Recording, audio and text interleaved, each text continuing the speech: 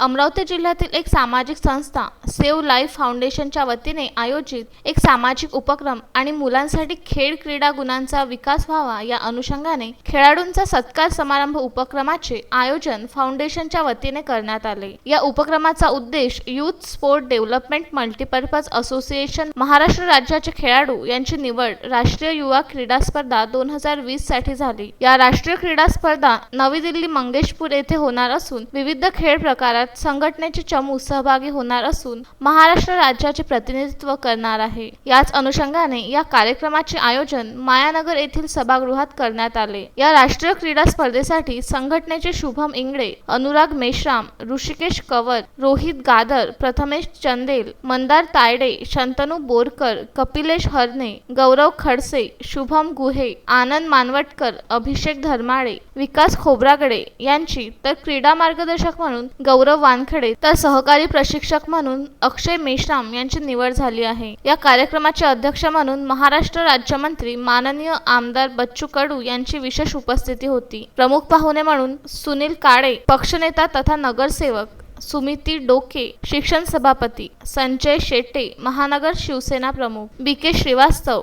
अध्यक्ष Nandgaon Peth association, save life फाउंडेशनचे अध्यक्ष अमर कडू आणि त्यांची टीम आदी मान्यवर उपस्थित होते। माननीय राज्यमंत्री बच्चू कडू यांनी निवड झालेल्या खेळाडूंचे सेव्ह लाईफ फाउंडेशनचे व युथ स्पोर्ट डेव्हलपमेंट मल्टीपर्पज असोसिएशनचे विशेष अभिनंदन केले। उत्तम ब्राह्मणवाडे, विदर्भ न्यूज, नांदगाव, खंडेश्वर।